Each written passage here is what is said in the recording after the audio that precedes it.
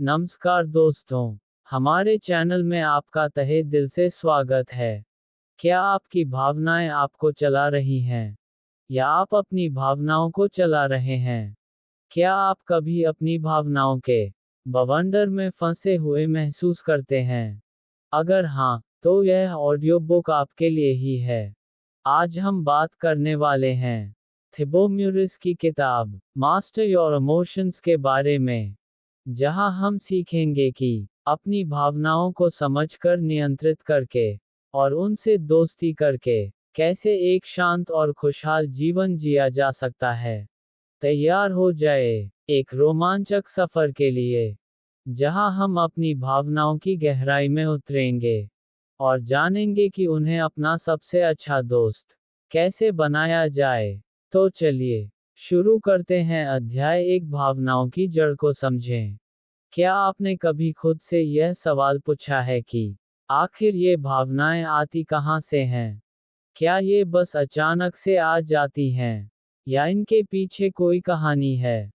जैसे किसी रहस्यमय खजाने की तलाश हो, वैसे ही हमारी भावनाएं हमारे विचारों से जुड़ी होती हैं।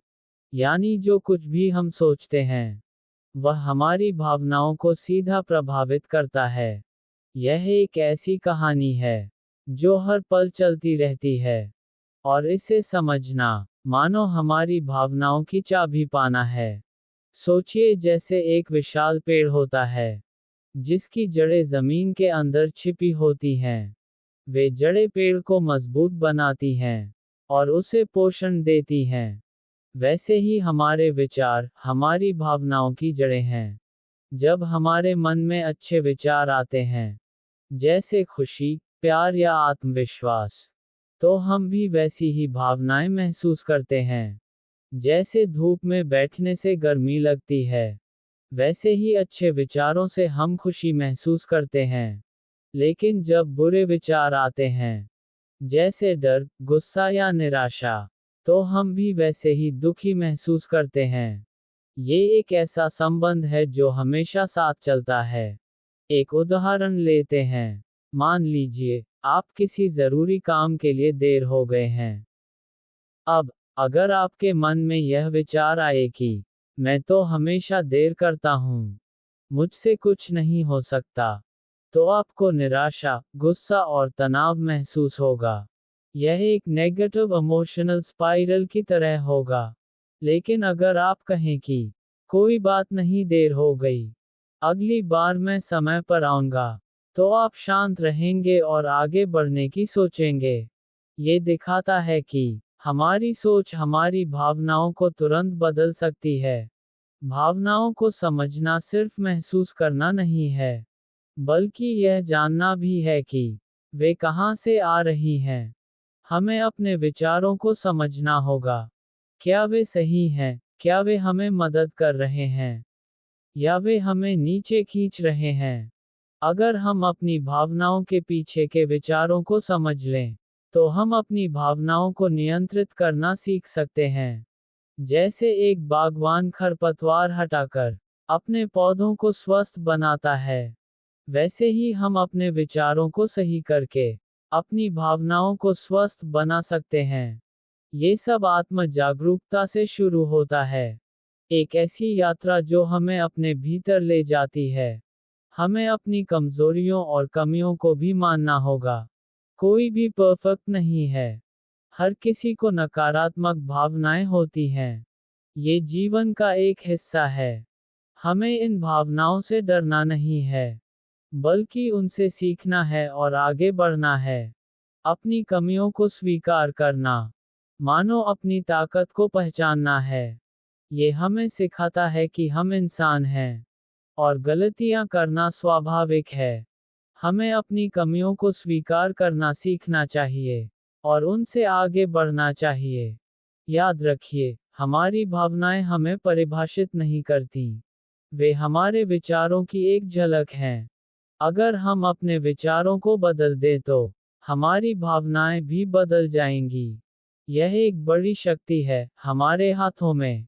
हम अपनी भावनाओं के गुलाम नहीं हैं, बल्कि विचारों के मालिक बन सकते हैं। जैसे एक कलाकार अपनी पेंटिंग बनाता है, वैसे ही हम अपने जीवन को अपने विचारों से बना सकते हैं। ये हमें अपने जीवन का नियंत्रण लेने की शक्ति देता है। भावनाओं को समझना एक सफर है, मंजिल नहीं।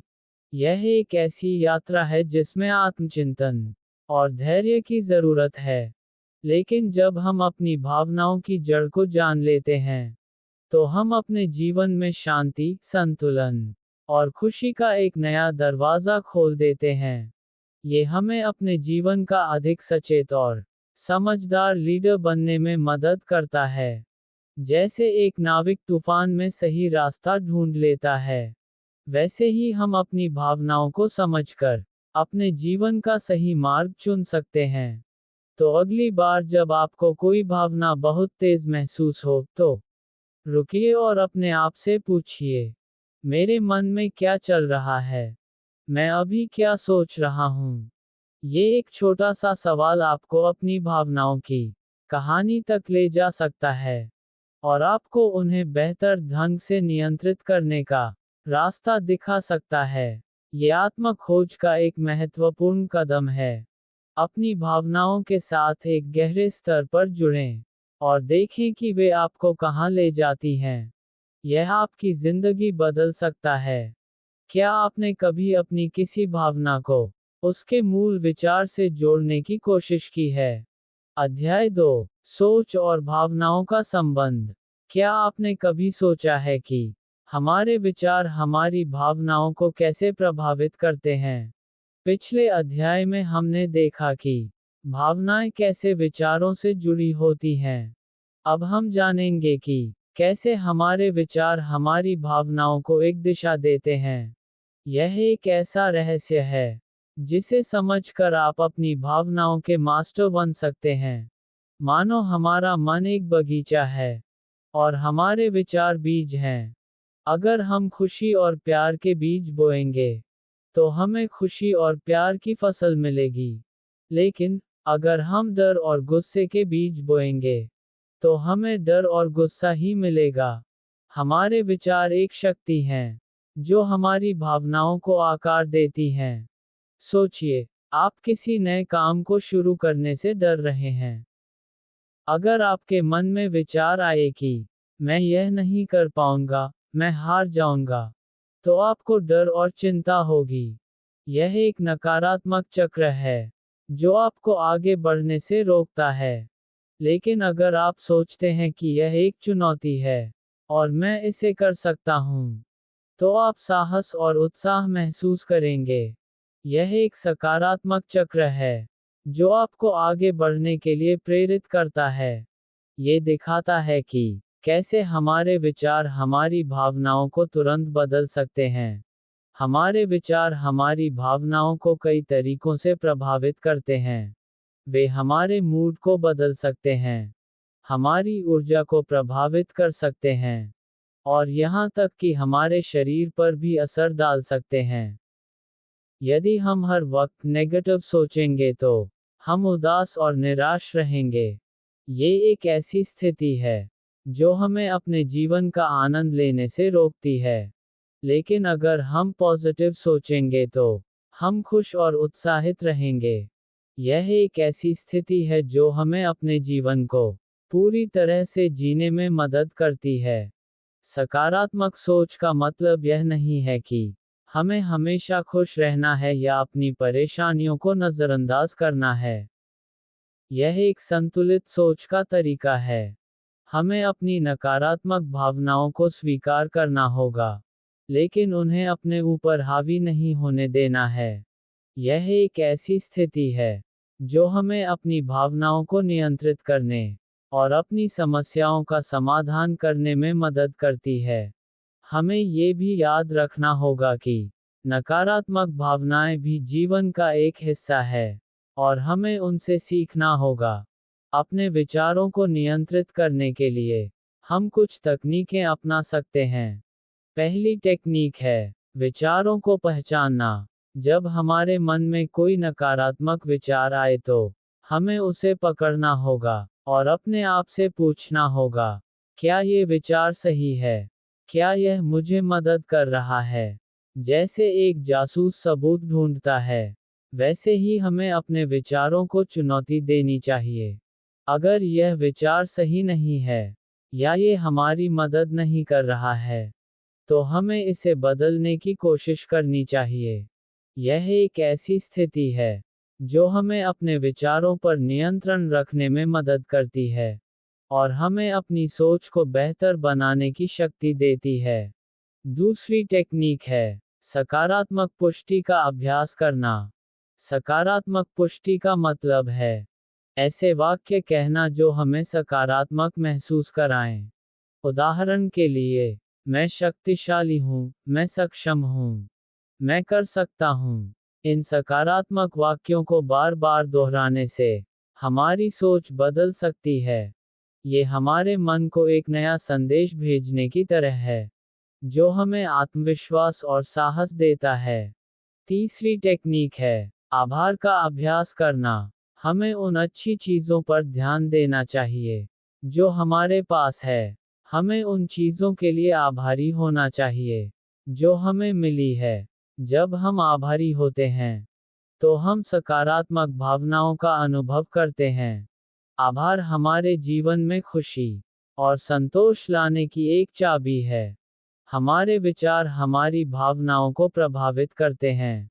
अगर हम अपने विचारों को नियंत्रित करना सीख जाएं, तो हम अपनी भावनाओं को भी नियंत्रित कर सकते हैं।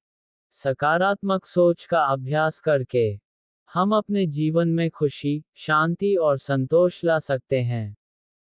ये हमारे जीवन को बेहतर बनाने का एक शानदार तरीका है। इसीलिए आइए हम अपने विचारों को बेहतर बनाएं और एक खुशहाल और संतुष्ट जीवन जिए। क्या आपने कभी अपनी सोच को बदलकर अपनी भावनाओं को बदलने की कोशिश की है? अध्याय 3, स्वीकार्यता का महत्व। क्या कभी ऐसा हुआ है कि आप अपनी कुछ भावनाओं को स्वीकार न कर पाएं? क्या आप उनसे भागते हैं, उन्हें छुपाते हैं या उनसे लड़ते हैं? आज हम बात करेंगे स्वीकार्यता के महत्व के बारे में। जीवन में हर स्थिति और भावना को स्वीकार करना क्यों जरूरी है, खासकर वो भावनाएं जो हमें बेचैन या मुश्किल लगती हैं।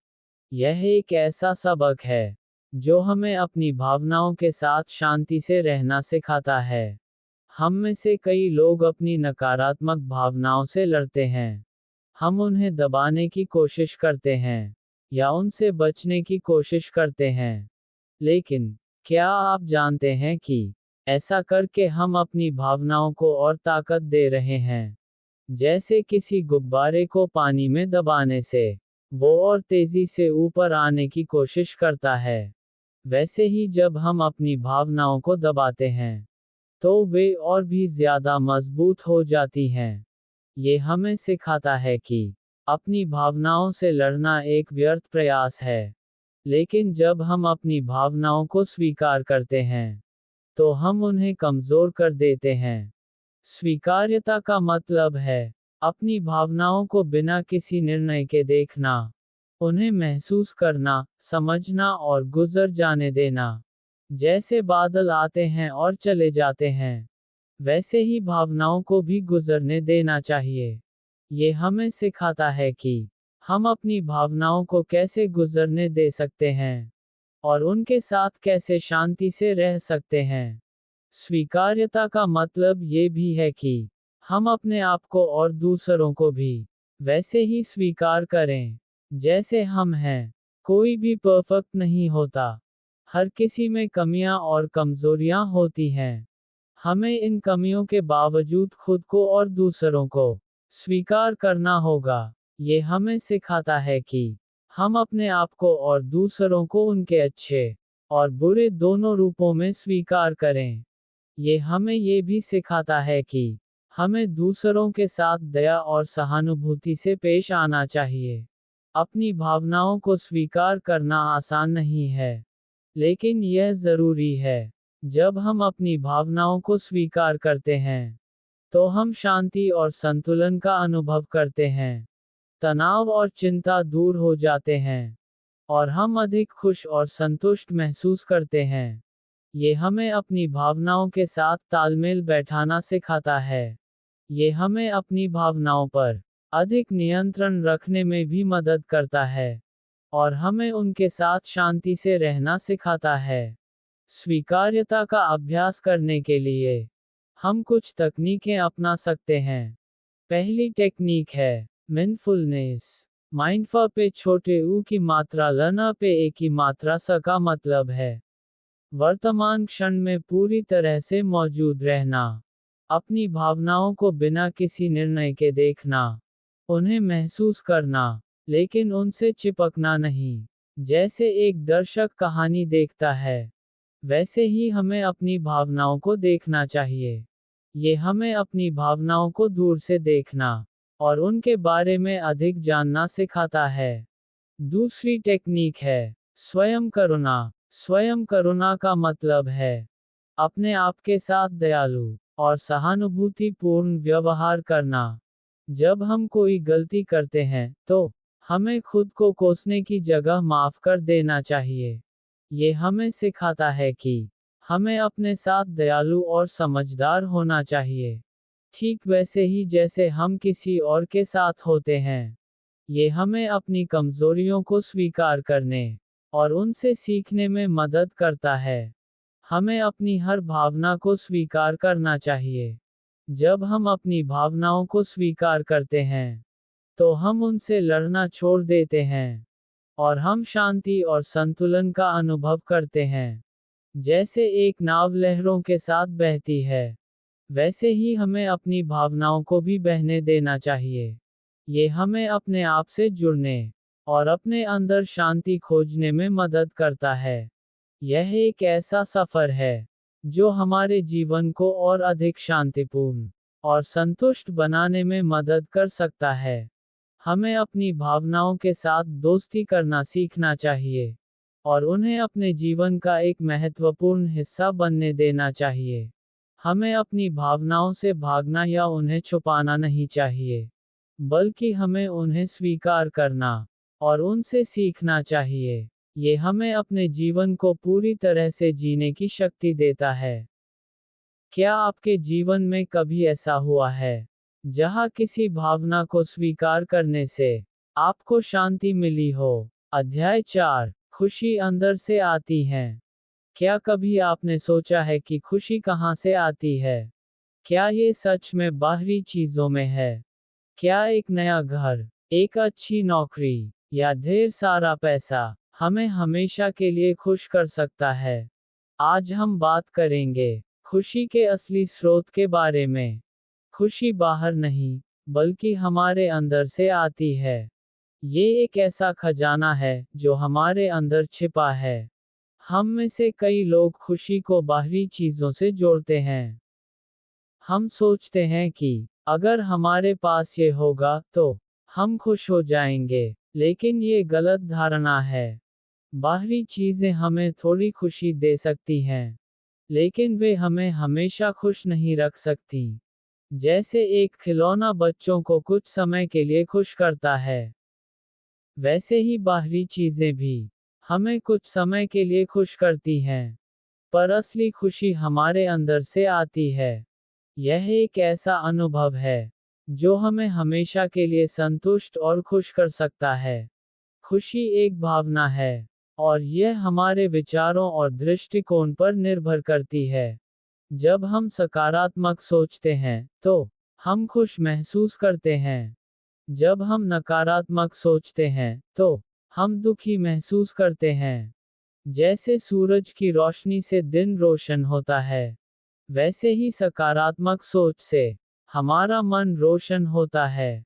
इसीलिए अगर हम खुश रहना चाहते हैं, तो हमें अपनी सोच को बदलने की जरूरत है। यह एक ऐसा परिवर्तन है जो हमारे जीवन को पूरी तरह से बदल सकता है। खुशी का मतलब यह नहीं है कि हमें हर समय खुश रहना है। जीवन में दुख भी है, और यह एक स्वाभाविक हिस्सा है।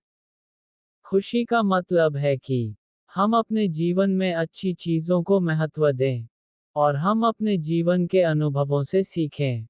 ये हमें सिखाता है कि हमें अपने जीवन के हर पहलू में खुशी तलाशनी चाहिए, चाहे वह अच्छा हो या बुरा।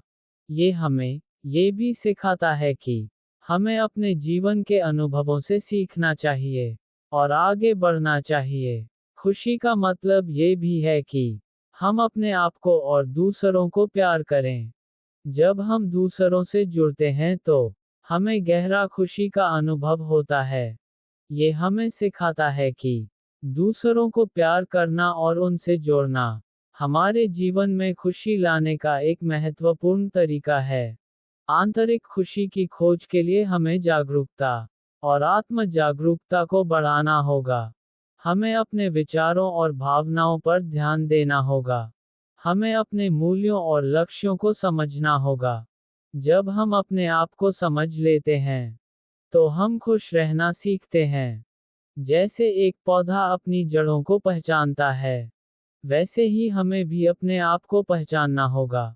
ये हमें अपनी आंतरिक शक्ति को पहचानने और अपने जीवन को अपने तरीके से जीने की शक्ति देता है। आंतरिक खुशी की खोज में ध्यान और योग जैसी तकनीकें बहुत मददगार हो सकती हैं। ये तकनीकें हमें अपने मन को शांत करने में और वर्तमान में रहने में मदद करती हैं। जब हम वर्तमान क्षण में रहते हैं तो हम चिंता और तनाव से मुक्त हो जाते हैं। जैसे शांत पानी में चांद दिखता है, वैसे ही शांत मन में खुशी झलकती है। ये हमें अपने विचारों को शांत करने और अपने अंदर शांति खोजने में मदद करता है। आंतरिक खुशी एक सफर है, कोई मंजिल नहीं।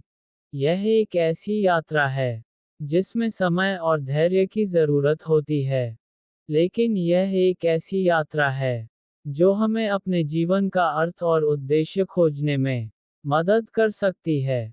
जब हम आंतरिक खुशी को पा लेते हैं तो हम बाहरी चीजों पर निर्भर रहना कम कर देते हैं और हम अपने आप में अधिक संतुष्ट महसूस करते हैं।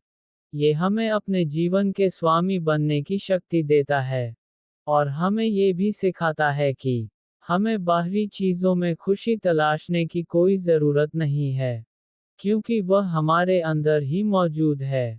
ये याद रखना जरूरी है कि हमारी खुशी हमारे अपने हाथों में है। हम अपनी खुशी के लिए किसी और पर निर्भर नहीं रह सकते। हम खुद ही अपनी खुशी का निर्माण कर सकते हैं। जैसे एक मूर्तिकार अपनी मूर्ति बनाता है, वैसे ही हम अपनी खुशी को खुद बना सकते हैं। ये हमें अपनी आंतरिक शक्ति को पहचानने और अपने जीवन को अपने तरीके से जीने की शक्ति देता है। दोस्तों, खुशी बाहरी चीजों से नहीं आती है, बल्कि यह हमारे अंदर से उत्पन्न होती है। यदि हम अपने विचारों को बदलें, अपनी जागरूकता बढ़ाएं और खुद को प्यार करें, तो हम स्थायी खुशी पा सकते हैं। यह एक ऐसा ज्ञान है जो हमारे जीवन को पूरी तरह से बदल सकता है। तो आइए हम अपनी आंतरिक खुशी की खोज करें और एक खुशहाल और संतुष्ट जीवन जिए। ये हमें अपने जीवन में खुशी और संतोष लाने की शक्ति देता है और हमें ये भी सिखाता है कि असली खुशी बाहरी चीजों में नहीं, बल्कि हमारे अंदर ही मौजूद है। आपके लिए आंतरिक खुशी का क्या मतलब है और आप इसे अपने जीवन में कैसे विकसित कर रहे हैं? अध्याय 5, डोपामाइन डिटॉक्स करें। क्या कभी आपने महसूस किया है कि आपको हर वक्त कुछ नया देखने या करने का मन करता है? जैसे आपको सोशल मीडिया, वीडियो गेम्स या लगातार नोटिफिकेशंस की लत लग गई हो। आज हम बात करेंगे डोपामाइन डिटॉक्स के बारे में। ये एक ऐसा तरीका है जिससे हम अपने मन को शांत कर सकते हैं और अपनी भावनाओं को स्थिर कर सकते हैं। ये हमें अपनी इच्छाओं पर नियंत्रण पाना सिखाता है, जिससे हम अधिक संतुष्ट और खुशहाल जीवन जी सकते हैं। ये हमें ये भी सिखाता है कि हम बिना किसी बाहरी चीज पर निर्भर रहे भी खुश रह सकते हैं। हमारा दिमाग डोपामिन नामक एक रसायन बनाता है जो हमें खुशी और उत्साह महसूस कराता है। जब हम कुछ अच्छा करते हैं तो हमारा दिमाग डोपामिन छोड़ता है, जिससे हमें अच्छा लगता है। लेकिन आजकल, हम हर वक्त कुछ ऐसा कर रहे हैं जिससे हमारा दिमाग डोपामिन का उत्पादन करता है। जैसे कि सोशल मीडिया देखना या वीडियो गेम्स खेलना। इससे हमारा दिमाग डोपामिन के लिए आदी हो जाता है और हमें और अधिक डोपामिन की आवश्यकता होती है ताकि हम खुश महसूस कर सकें। यह एक ऐसा चक्र है जिसमें हम फंस जाते हैं और हमें अधिक से अधिक डोपामिन की लालसा होती है। ये हमें तात्कालिक संतुष्टि की तलाश में रखता है, जिससे हमें असली खुशी और संतोष नहीं मिल पाता है। ये स्थिति हमारे लिए एक मुश्किल चक्र बन जाती है। हम लगातार खुशी पाने की कोशिश करते हैं, लेकिन वह खुशी हमेशा थोड़ी देर के लिए ही होती है। ये हमें बेचैन और असंतुष्ट महसूस कराती है। हमें लगता है कि हमें हमेशा कुछ नया और रोमांचक चाहिए, जिससे हम खुश रहें। ये हमें लगातार उत्तेजित रहने और कुछ नया खोजने की तलाश में रहने की आदत डाल देता है, जो हमें असली खुशी और संतोष से दूर रखता है। डोपामिन डिटॉक्स का मतलब है कि कुछ समय के लिए हम डोपामिन को बढ़ाने वाली गतिविधियों से दूर रहें। इसका मतलब है कि हम कुछ दिनों के लिए सोशल मीडिया का इस्तेमाल करना बंद कर दें, वीडियो गेम्स न खेलें और त्वरित खुशी देने वाली गतिविधियों से दूर रहें। ये हमारे दिमाग को आराम करने और फिर से संतुलित होने का मौका देता है। जैसे खेत को आराम देने से वह अगली फसल के लिए तैयार हो जाता है, वैसे ही डोपामिन डिटॉक्स हमारे दिमाग को भी आराम देता है। डोपामिन डिटॉक्स के लिए हम कुछ आसान कदम उठा सकते हैं। हम प्रकृति में समय बिता सकते हैं, क्योंकि प्रकृति में शांत रहने से हमारा दिमाग शांत होता है। जैसे एक पौधा सूरज की रोशनी में बढ़ता है, वैसे ही प्रकृति में समय बिताने से हमारा दिमाग शांत होता है। हम ध्यान और योग कर सकते हैं, क्योंकि इससे हमारे दिमाग को आराम मिलता है और हमारी भावनाएं स्थिर होती हैं। हम किताब पढ़ सकते हैं, क्योंकि इससे हमारा मन व्यस्त रहता है और हमें कुछ नया सीखने को मिलता है। हम रचनात्मक गतिविधियां कर सकते हैं, क्योंकि इससे हमारा मन और अधिक सक्रिय होता है और हमें नई चीजें करने की प्रेरणा मिलती है। ये हमें सिखाता है कि हम अपने समय का सदुपयोग कैसे कर सकते हैं और अपने दिमाग को रचनात्मक कार्यों में कैसे लगा सकते हैं। ये याद रखना जरूरी है कि डोपामिन डिटॉक्स कोई आसान काम नहीं है। हमें कुछ समय के लिए बेचैनी महसूस हो सकती है, क्योंकि हमारा दिमाग डोपामिन के लिए तरस रहा होता है। लेकिन ये बेचैनी जल्द ही कम हो जाएगी, जब हमारा दिमाग फिर से संतुलित होने लगेगा। जैसे एक रोगी को ठीक होने में समय लगता है, वैसे ही हमें भी डोपामिन डिटॉक्स के दौरान धैर्य रखना होगा। ये हमें सिखाता है कि हम अपनी इच्छाओं को कैसे नियंत्रित कर सकते हैं। डोपामिन डिटॉक्स एक ऐसा अभ्यास है जो हमें अधिक सचेत और शांत महसूस कराता है। जब हम डोपामिन डिटॉक्स करते हैं, तो हमें अपनी भावनाओं पर अधिक नियंत्रण मिलता है। हम खुश और संतुष्ट महसूस करते हैं। ये हमें ये समझने में मदद करता है कि खुशी हमारे अंदर से आती है, न कि बाहरी चीजों से। ये हमें सिखाता है कि हम बिना किसी बाहरी उत्तेजना के भी खुशी का अनुभव कर सकते हैं। ये हमें अपनी आंतरिक शांति और संतोष को खोजने में मदद करता है। डोपामिन डिटॉक्स हमारे मानसिक और भावनात्मक संतुलन को फिर से पाने में मदद कर सकता है। अगर आप अपनी भावनाओं को स्थिर करना चाहते हैं और अपने जीवन में खुश रहना चाहते हैं, तो डोपामिन डिटॉक्स का अभ्यास करें। यह एक ऐसी प्रक्रिया है जो आपके जीवन को पूरी तरह से बदल सकती है।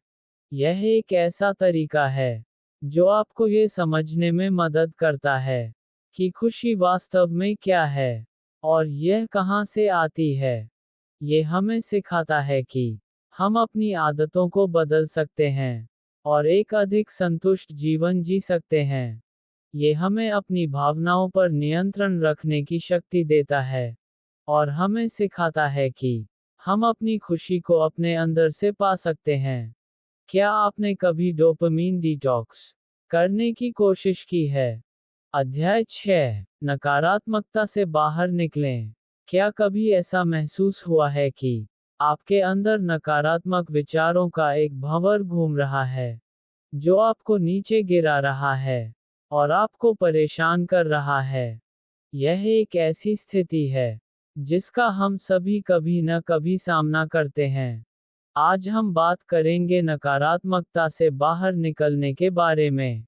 हम जानेंगे कि कैसे हम अपने नकारात्मक विचारों को पहचान सकते हैं, उनसे निपट सकते हैं और अपने जीवन को सकारात्मकता से भर सकते हैं।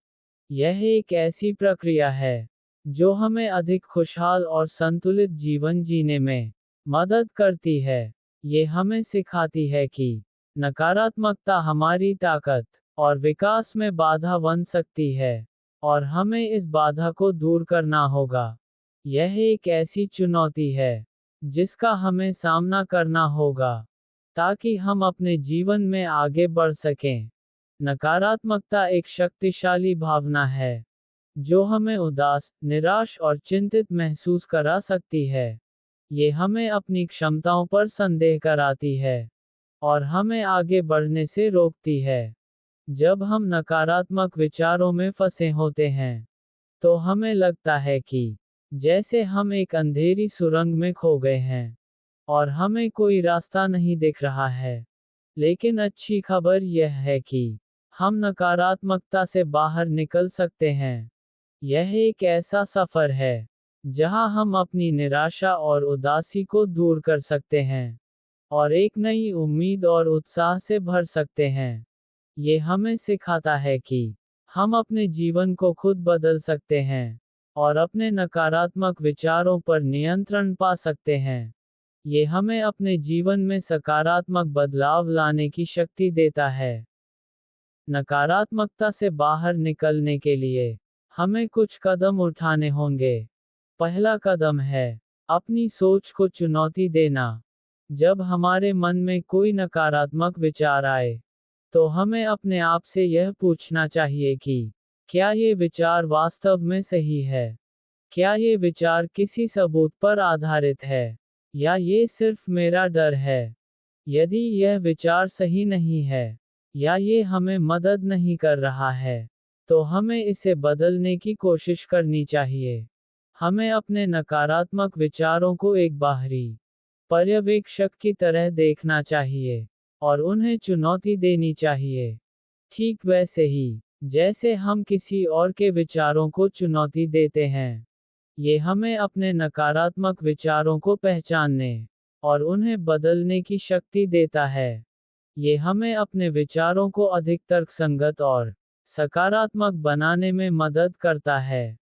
दूसरा कदम है सकारात्मक आदतें विकसित करना। सकारात्मक आदतें हमारे जीवन को बेहतर बनाने में मदद करती हैं। हमें अपनी देखभाल करनी चाहिए, जैसे कि नियमित रूप से व्यायाम करना, स्वस्थ खाना खाना और पर्याप्त नींद लेना। जब हम शारीरिक और मानसिक रूप से स्वस्थ होते हैं, तो हम अधिक सकारात्मक और खुश महसूस करते हैं। सकारात्मक आदतें हमें सकारात्मक ऊर्जा देती हैं और हमारे जीवन को बेहतर बनाती हैं। ये हमें सिखाता है कि हम अपनी भलाई का ध्यान रख सकते हैं और अपने जीवन में सकारात्मक बदलाव ला सकते हैं। ये हमें अपने शारीरिक और मानसिक स्वास्थ्य का ध्यान रखने के लिए प्रेरित करता है। तीसरा कदम है खुद को प्रेरित रखने वाले वातावरण में रहना। हमारे आसपास का माहौल हमारे विचारों और भावनाओं को प्रभावित करता है। यदि हम नकारात्मक लोगों के साथ समय बिताते हैं, तो हम नकारात्मक महसूस करेंगे। लेकिन यदि हम सकारात्मक लोगों के साथ समय बिताते हैं, तो हम सकारात्मक महसूस करेंगे। इसलिए हमें अपने आसपास ऐसे लोगों को रखना चाहिए जो हमें प्रेरित करें और हमें सकारात्मक रहने में मदद करें। ये हमें सिखाता है कि हम अपने आसपास एक ऐसा माहौल बना सकते हैं जो हमें खुशहाल और प्रेरित करे, और यह हमें सकारात्मक ऊर्जा से भर देता है। नकारात्मकता से बाहर निकलने में समय और प्रयास लगता है। हमें धैर्य रखने की आवश्यकता है और यह स्वीकार करना चाहिए कि यह एक सतत प्रक्रिया है। हमें छोटे छोटे कदम उठाने चाहिए और हमें अपने प्रयासों को लगातार जारी रखना चाहिए, लेकिन हमें हार नहीं माननी चाहिए, क्योंकि नकारात्मकता से बाहर निकलना संभव है। ये हमें सिखाता है कि हमें अपने आप को कभी भी निराश नहीं होने देना चाहिए और हमें हमेशा अपने प्रयासों को जारी रखना चाहिए। ये हमें अपने आप को मजबूत और लचीला बनाने में मदद करता है। जब हम नकारात्मकता से बाहर निकलते हैं, तो हम अधिक खुशहाल और संतुलित जीवन जीते हैं। हमें अपनी क्षमताओं पर विश्वास होता है और हम अपने लक्ष्यों को प्राप्त करने के लिए प्रेरित होते हैं। हम जीवन में अधिक आनंद और संतुष्टि का अनुभव करते हैं। ये हमें सिखाता है कि हम अपने जीवन का नियंत्रण ले सकते हैं और एक अधिक खुशहाल और सार्थक जीवन जी सकते हैं। ये हमें अपने जीवन में अधिक शांति, खुशी और संतोष पाने की शक्ति देता है। दोस्तों, हम अपनी नकारात्मकता को नियंत्रित कर सकते हैं यदि हम अपनी सोच को चुनौती दें, सकारात्मक आदतें विकसित करें और खुद को प्रेरित रखने वाले वातावरण में रहें। तो हम नकारात्मकता से छुटकारा पा सकते हैं और खुशी और संतोष से भरा जीवन जी सकते हैं। यह एक ऐसी यात्रा है जो हमें अधिक मजबूत और सशक्त बनाती है। ये हमें सिखाता है कि हम अपने जीवन में सकारात्मक बदलाव ला सकते हैं और एक अधिक खुशहाल और संतुष्ट जीवन जी सकते हैं। ये हमें अपनी नकारात्मक भावनाओं पर नियंत्रण रखने और उन्हें अपने जीवन में आगे बढ़ने के लिए एक शक्ति के रूप में इस्तेमाल करने की शक्ति देता है। आपके जीवन में नकारात्मकता को कम करने के लिए सबसे प्रभावी रणनीति कौन सी रही है? अध्याय 7, आभार व्यक्त करें। क्या कभी आपने उन छोटी छोटी चीजों पर ध्यान दिया है जो आपके जीवन को खास बनाती हैं? क्या आपने कभी इस बात पर विचार किया है कि हमारे पास कितनी चीजें हैं जिनके लिए हम आभारी हो सकते हैं? आज हम बात करेंगे आभार व्यक्त करने की शक्ति के बारे में। हम जानेंगे कि जब हम अपने जीवन की अच्छी चीजों पर ध्यान केंद्रित करते हैं, तो हमारी भावनाएं किस तरह से बदल जाती हैं। यह एक ऐसी प्रक्रिया है जो हमें अधिक सकारात्मक और खुशहाल जीवन जीने में मदद करती है। ये हमें सिखाती है कि हमें अपने जीवन की हर छोटी चीज के लिए आभारी होना चाहिए और हमें उन चीजों की कद्र करनी चाहिए जो हमारे पास हैं। ये हमें ये भी सिखाता है कि हम अपने जीवन में खुश और संतुष्ट रह सकते हैं यदि हम हर चीज के लिए आभारी हैं। यह एक ऐसी सोच है जो हमारे जीवन को पूरी तरह से बदल सकती है। आभार व्यक्त करने का मतलब है कि हम उन चीजों के लिए कृतज्ञ महसूस करें जो हमारे पास हैं। ये चीजें छोटी या बड़ी हो सकती हैं। उदाहरण के लिए, हम अपने स्वास्थ्य के लिए आभारी हो सकते हैं। हम अपने परिवार के लिए आभारी हो सकते हैं। हम अपनी नौकरी के लिए आभारी हो सकते हैं। या हम अपने दोस्तों के लिए आभारी हो सकते हैं। हम अपने जीवन में मिलने वाले हर अवसर के लिए आभारी हो सकते हैं। हमें उन सभी लोगों के प्रति आभारी होना चाहिए जो हमारे जीवन में सकारात्मक भूमिका निभाते हैं।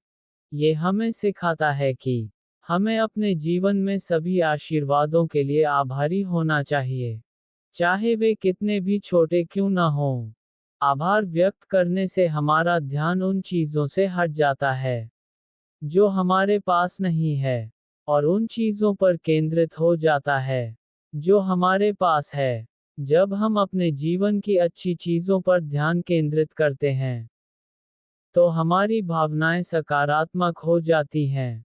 हम खुश, संतुष्ट और शांत महसूस करते हैं।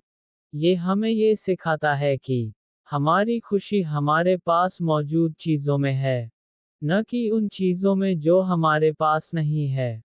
ये हमें ये भी सिखाता है कि हमें अपनी खुशी के लिए किसी बाहरी चीज़ पर निर्भर रहने की आवश्यकता नहीं है।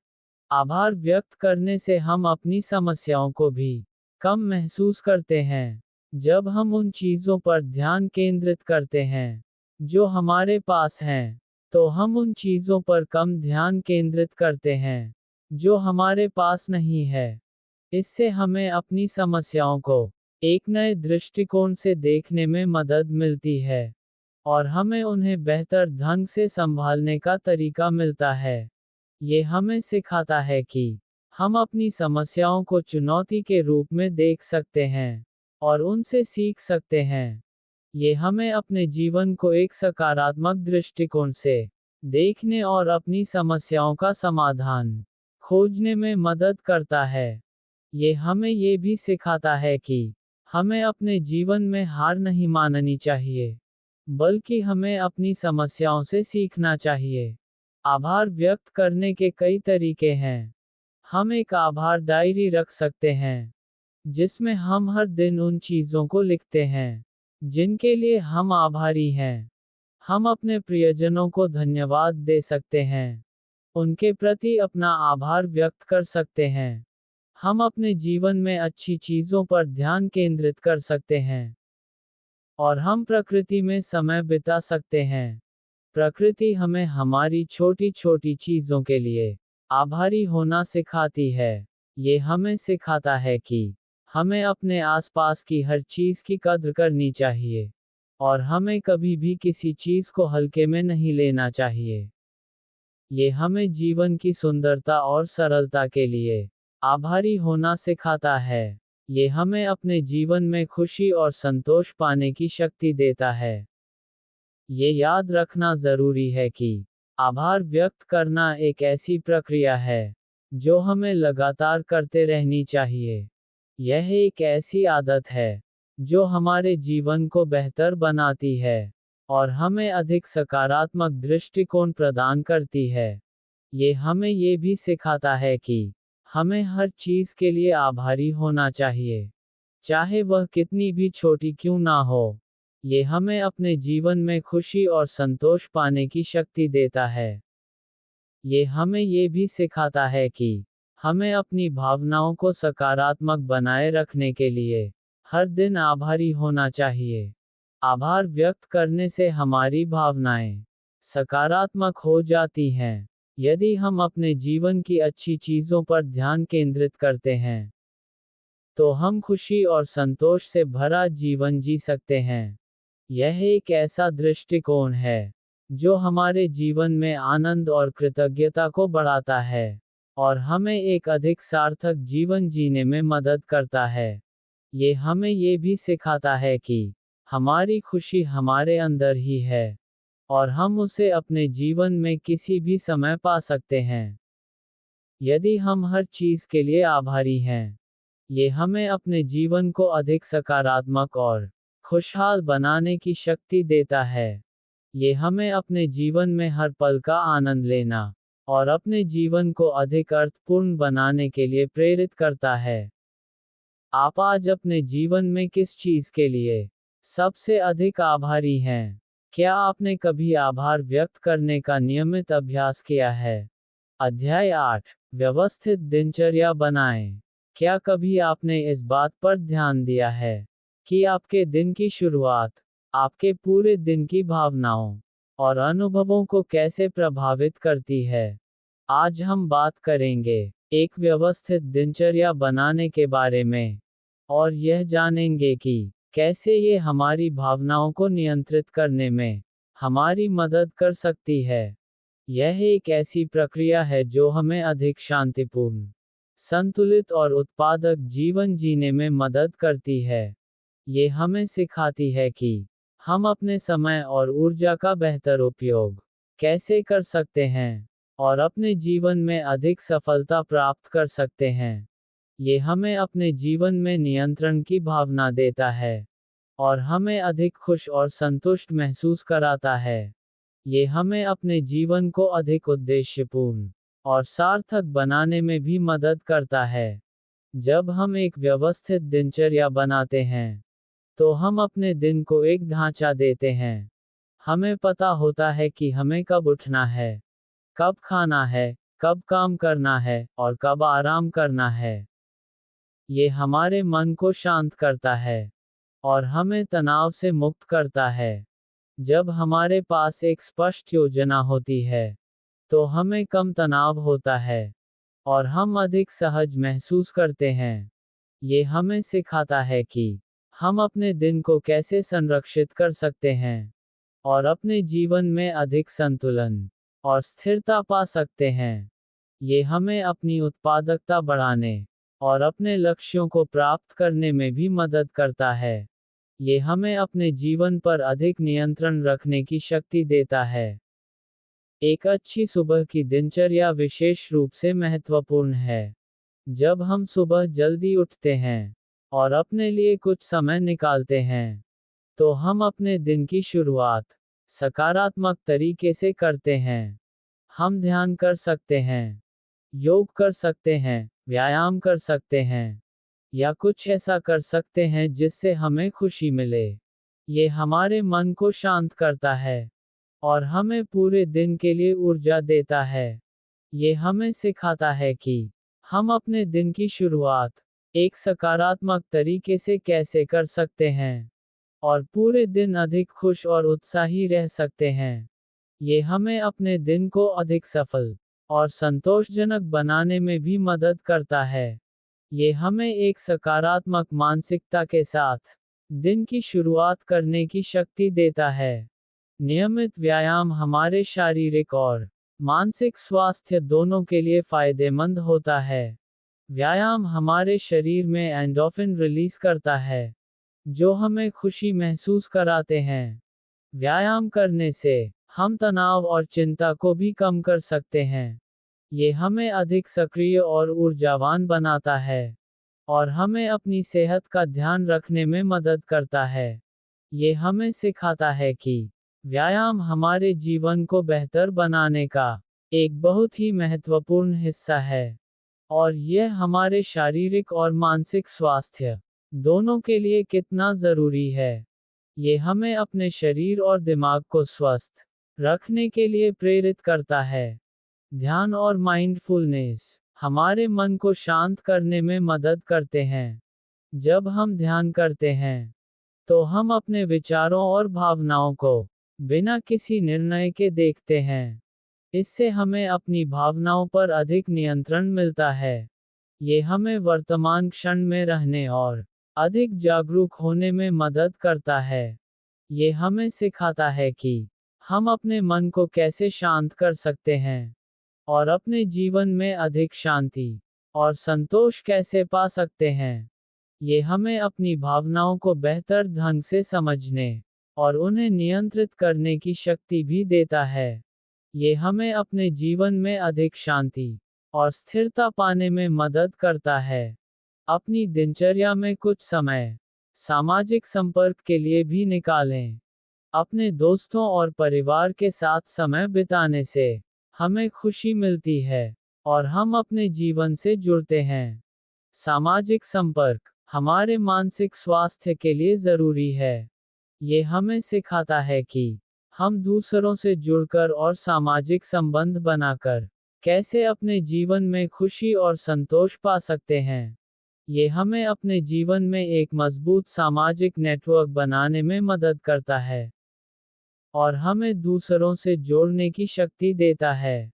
अपनी दिनचर्या में आराम करने के लिए भी समय निकालें। तनाव को कम करने के लिए आराम करना ज़रूरी है। आप कुछ ऐसा कर सकते हैं जो आपको आराम दें, जैसे कि किताब पढ़ना, संगीत सुनना या बस कुछ देर के लिए शांत बैठना। ये हमें सिखाता है कि हमें अपनी देखभाल करनी चाहिए और हमें अपने आप को समय देने की भी ज़रूरत है। ये हमें अपने व्यस्त जीवन से कुछ समय निकालने और आराम करने की अनुमति देता है, और हमें सिखाता है कि हमें अपने आप को प्राथमिकता देनी चाहिए। ये याद रखना जरूरी है कि एक व्यवस्थित दिनचर्या हमें अपनी भावनाओं को नियंत्रित करने में मदद करती है। जब हमारे पास एक स्पष्ट योजना होती है, तो हमें कम तनाव होता है और हम अधिक सहज महसूस करते हैं। एक व्यवस्थित दिनचर्या हमें अपने लक्ष्यों को प्राप्त करने में भी मदद करती है, जिससे हमें अधिक संतुष्टि और आत्मविश्वास मिलता है। ये हमें सिखाता है कि हम अपने जीवन में सफलता प्राप्त कर सकते हैं और अपनी भावनाओं को नियंत्रित कर सकते हैं। ये हमें अपने जीवन में अधिक नियंत्रण और शक्ति देता है।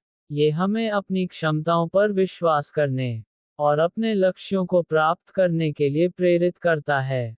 एक व्यवस्थित दिनचर्या हमारे भावनात्मक संतुलन को बनाए रखने में मदद कर सकती है। अगर हम एक अच्छी सुबह की दिनचर्या बनाएं, नियमित व्यायाम करें और ध्यान का अभ्यास करें, तो हम तनाव से मुक्त हो सकते हैं और अधिक खुशी और संतुष्टि का अनुभव कर सकते हैं। ये हमारे जीवन को अधिक नियंत्रित और उद्देश्यपूर्ण बनाने का एक तरीका है। ये हमें सिखाता है कि हम अपने समय का सही उपयोग कर सकते हैं और अपने जीवन में अधिक संतुलन और शांति पा सकते हैं। एक व्यवस्थित दिनचर्या हमारी भलाई के लिए एक महत्वपूर्ण कदम है, और यह हमें अपने जीवन को बेहतर बनाने में मदद कर सकती है। ये हमें ये भी सिखाता है कि हम अपने जीवन को एक सुसंगठित तरीके से जीना सीख सकते हैं, और हम अपनी भावनाओं को बेहतर ढंग से नियंत्रित कर सकते हैं। ये हमें अपने जीवन में सफलता पाने के लिए एक मजबूत नियम प्रदान करता है। आपकी आदर्श दिनचर्या क्या होगी, जो आपको शांत और संतुलित रहने में मदद करें? अध्याय 9, ध्यान केंद्रित करने की कला। क्या कभी आपने इस बात पर गौर किया है कि कैसे हमारा मन हमेशा भटकता रहता है? चाहे हम कुछ भी कर रहे हों, हमारे विचार कहीं और घूम रहे होते हैं। आज हम बात करेंगे ध्यान केंद्रित करने की कला के बारे में, और यह जानेंगे कि कैसे ये हमारे भावनात्मक स्वास्थ्य के लिए ज़रूरी है। यह एक ऐसी प्रक्रिया है जो हमें वर्तमान क्षण में रहने में मदद करती है और हमें तनाव और चिंता से मुक्त करती है। ये हमें सिखाती है कि हम अपने मन को कैसे शांत कर सकते हैं और अपने जीवन में अधिक शांति और स्थिरता पा सकते हैं। ये हमें अपने विचारों पर नियंत्रण पाने और उन्हें अधिक रचनात्मक तरीके से इस्तेमाल करने की भी शक्ति देता है। ये हमें ये भी सिखाता है कि हम अपनी भावनाओं को कैसे बेहतर ढंग से समझ सकते हैं। जब हमारा मन भटकता रहता है, तो हम अतीत और भविष्य के बारे में चिंता करते रहते हैं। हम वर्तमान क्षण में जो कुछ भी हो रहा है, उसे याद करते हैं, और हम अधिक तनाव और चिंतित महसूस करते हैं। हमें ऐसा लगता है जैसे हम एक मानसिक भर में फंसे हुए हैं, और हम खुद को शांत नहीं कर पा रहे हैं। ये हमें सिखाता है कि जब हम अपने मन को वर्तमान क्षण में केंद्रित नहीं करते हैं, तो हम अधिक तनाव और चिंता महसूस करते हैं। ये हमारे भावनात्मक स्वास्थ्य को कैसे प्रभावित करता है, और यह भी दिखाता है कि हमारे विचार हमें वर्तमान क्षण से कैसे दूर कर सकते हैं। ध्यान हमें वर्तमान क्षण में रहने में मदद करता है। जब हम ध्यान करते हैं, तो हम अपने विचारों को बिना किसी निर्णय के देखते हैं। हम सिर्फ अपनी सांस पर ध्यान केंद्रित करते हैं। ये हमारे मन को शांत करता है और हमें तनाव से मुक्त करता है। ये हमें वर्तमान क्षण में अधिक जागरूक और सचेत बनाता है। ये हमें सिखाता है कि हम अपने मन को कैसे शांत कर सकते हैं और अपने विचारों को बिना किसी निर्णय के कैसे देख सकते हैं। ये हमें अपने मन को नियंत्रित करने की शक्ति देता है और हमें अधिक शांत और स्थिर महसूस कराता है। ये हमें अपने जीवन में अधिक शांति और संतुलन पाने में मदद करता है। माइंडफुलनेस भी वर्तमान क्षण में रहने का एक तरीका है। जब हम माइंडफुल होते हैं, तो हम अपनी इंद्रियों का उपयोग करते हैं, ताकि हम अपने आसपास क्या हो रहा है, उस पर ध्यान केंद्रित कर सकें। हम देखते हैं, सुनते हैं, और महसूस करते हैं। हम अपने विचारों और भावनाओं पर भी ध्यान देते हैं, लेकिन हम उनसे चिपकते नहीं हैं। हम उन्हें बिना किसी निर्णय के गुजर जाने देते हैं। ये हमें सिखाता है कि हम अपने आसपास के वातावरण के बारे में अधिक जागरूक कैसे हो सकते हैं, और अपनी इंद्रियों के माध्यम से दुनिया को अनुभव कर सकते हैं। ये हमें अपने जीवन को अधिक समृद्ध और जीवंत बनाने में मदद करता है। ये हमें अपने आसपास की सुंदरता को देखने की शक्ति देता है। ध्यान केंद्रित करने और वर्तमान में रहने का अभ्यास करने के लिए हम कुछ तकनीकी अपना सकते हैं। हम प्रतिदिन कुछ समय के लिए ध्यान कर सकते हैं। हम माइंडफुलनेस का अभ्यास कर सकते हैं, और हम अपने कार्य को करते समय अधिक ध्यान केंद्रित करने की कोशिश कर सकते हैं। जब हम अपने कार्य पर ध्यान केंद्रित करते हैं, तो हमें काम में अधिक आनंद मिलता है, और हमारी उत्पादकता भी बढ़ती है। ये हमें सिखाता है कि जब हम अपने कार्य पर पूरी तरह से ध्यान केंद्रित करते हैं, तो हम अधिक संतुष्ट और सफल हो सकते हैं। ये हमें अपनी कार्यक्षमता बढ़ाने और अपने लक्ष्यों को प्राप्त करने में भी मदद करता है। ये याद रखना जरूरी है कि ध्यान केंद्रित करना और वर्तमान में रहना कोई रातों रात होने वाली प्रक्रिया नहीं है। हमें नियमित अभ्यास करने और धैर्य रखने की जरूरत है। धीरे धीरे हमारा मन शांत होने लगेगा, और हम वर्तमान क्षण में अधिक रहने में सक्षम हो जाएंगे। ये हमें सिखाता है कि ध्यान एक यात्रा है, न कि कोई गंतव्य, और हमें अपने अभ्यास में धैर्य रखने की आवश्यकता है। ये हमें अपने आप को बेहतर बनाने के लिए एक सतत प्रक्रिया का हिस्सा बनने में मदद करता है। ये हमें ये भी सिखाता है कि हमें कभी भी हार नहीं माननी चाहिए, और हमें हमेशा अपने लक्ष्यों की ओर प्रयास करते रहना चाहिए।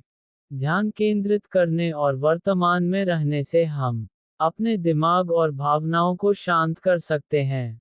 अगर हम इन तकनीकों का अभ्यास करें, तो हम तनाव से मुक्त हो सकते हैं, और अधिक शांति और खुशी का अनुभव कर सकते हैं। ये हमारे जीवन को अधिक संतुष्टिपूर्ण बनाने का एक तरीका है। ये हमें सिखाता है कि हम अपने जीवन में अधिक शांति और स्थिरता पा सकते हैं, और अपने भावनात्मक स्वास्थ्य को बेहतर बना सकते हैं। ये हमें ये भी सिखाता है कि हम अपने जीवन को अधिक अर्थपूर्ण और सार्थक बना सकते हैं, जब हम वर्तमान क्षण में जीते हैं। ये हमें अपनी भावनाओं को नियंत्रित करने और अपने जीवन को अधिक शांत और खुशहाल बनाने की शक्ति देता है। क्या आप हर दिन ध्यान या माइंडफुलनेस का अभ्यास करते हैं? अध्याय 10, सकारात्मक आदतें विकसित करें। क्या कभी आपने इस बात पर विचार किया है कि छोटी छोटी आदतें हमारे जीवन को कितना बदल सकती हैं? आज हम बात करेंगे सकारात्मक आदतें विकसित करने के महत्व के बारे में, और यह जानेंगे कि कैसे ये हमारी भावनाओं को स्थिर रखने में मदद कर सकती है। यह एक ऐसी प्रक्रिया है जो हमें अधिक खुशहाल, स्वस्थ और सफल जीवन जीने में मदद करती है। ये हमें सिखाती है कि हमारी आदतें हमारे जीवन की नियम होती हैं, और हम अपनी आदतों को बदलकर अपने जीवन को बेहतर बना सकते हैं। ये हमें अपने जीवन में सकारात्मक परिवर्तन लाने की शक्ति देता है, और हमें ये भी सिखाता है कि हम अपने जीवन के स्वामी हैं। हमारी आदतें हमारे विचारों, भावनाओं और व्यवहार को आकार देती हैं। यदि हमारे पास सकारात्मक आदतें हैं, तो हम खुश, स्वस्थ और अधिक उत्पादक होंगे। लेकिन यदि हमारे पास नकारात्मक आदतें हैं, तो हम दुखी, बीमार और कम उत्पादक होंगे। हमारी आदतें हमारे जीवन की दिशा तय करती हैं। ये हमें सिखाता है कि हमें अपनी आदतों को सावधानीपूर्वक चुनना चाहिए, और हमें सकारात्मक आदतों को विकसित करने के लिए प्रयास करना चाहिए। ये हमें अपने जीवन को बेहतर बनाने के लिए एक मार्गदर्शक प्रदान करता है। ये हमें अपनी आदतों पर नियंत्रण रखने की शक्ति भी देता है। सकारात्मक आदतें विकसित करने के लिए हमें छोटे छोटे कदम उठाने होंगे। हमें एक समय में एक आदत पर ध्यान केंद्रित करना चाहिए। जब हमें कोई नई आदत शुरू करनी हो, तो हमें उसे आसान और प्राप्त करने योग्य बनाना चाहिए। हमें उस आदत को तब तक दोहराते रहना चाहिए, जब तक वह हमारे जीवन का हिस्सा न बन जाए। हमें धैर्य रखने और खुद पर विश्वास रखने की ज़रूरत है। ये हमें सिखाता है कि हमें अपनी आदतों को बदलने के लिए धैर्य और दृढ़ संकल्प की आवश्यकता है, और हमें अपने प्रयासों को कभी नहीं छोड़ना चाहिए। ये हमें अपने लक्ष्यों को प्राप्त करने और अपनी आदतों को बदलने की शक्ति देता है। ये हमें अपने जीवन में सकारात्मक बदलाव लाने की शक्ति भी देता है। हम अपने जीवन को बेहतर बनाने के लिए कई प्रकार की सकारात्मक आदतें विकसित कर सकते हैं।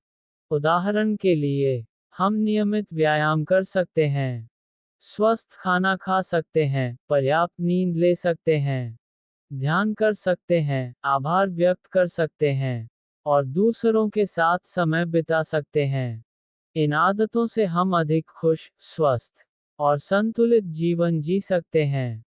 ये हमें सिखाता है कि हम अपने जीवन में सकारात्मक बदलाव ला सकते हैं और अपनी भलाई के लिए सही काम कर सकते हैं।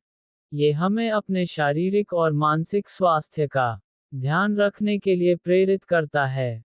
ये हमें सिखाता है कि सकारात्मक आदतें हमारे जीवन में खुशी और सफलता लाने की एक कुंजी हैं। सकारात्मक आदतें विकसित करने में समय और प्रयास लगता है। हमें नियमित अभ्यास करने और धैर्य रखने की ज़रूरत है, लेकिन ये बहुत फायदेमंद होता है। जब हमारे पास सकारात्मक आदतें होती हैं तो हम अधिक खुश, स्वस्थ और सफल होते हैं।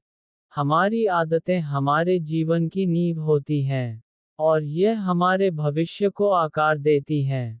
ये हमें सिखाता है कि हमें अपनी आदतों को बदलने के लिए तैयार रहना चाहिए, और हमें हमेशा अपने आप को बेहतर बनाने की कोशिश करनी चाहिए। ये हमें अपने जीवन में अधिक सफलता और खुशी पाने में मदद करता है।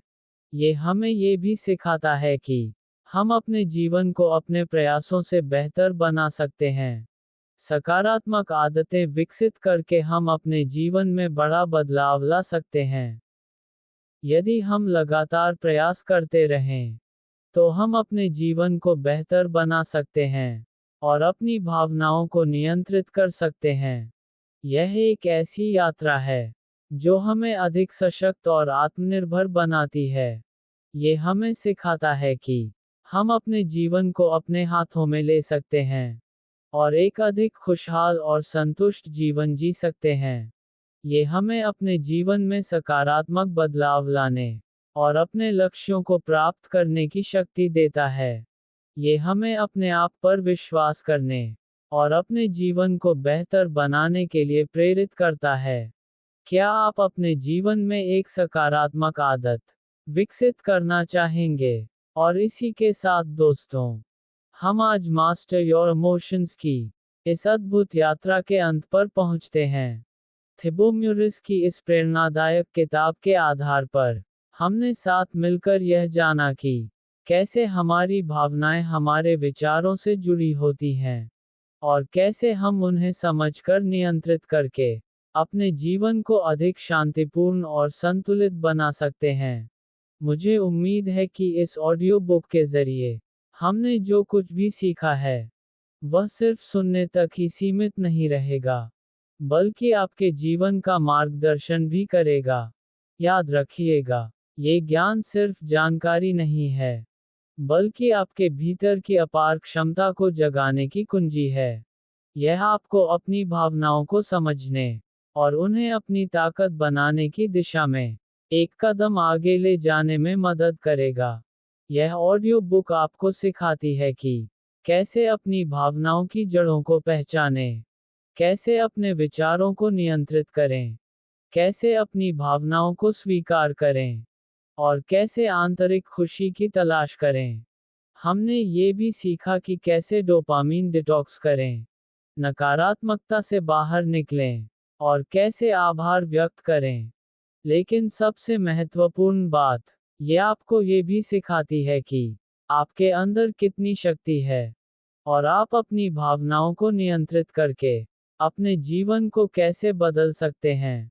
अब, जब आप इस ऑडियो बुक को सुनना समाप्त कर रहे हैं, तो मैं आपसे एक अनुरोध करना चाहता हूँ।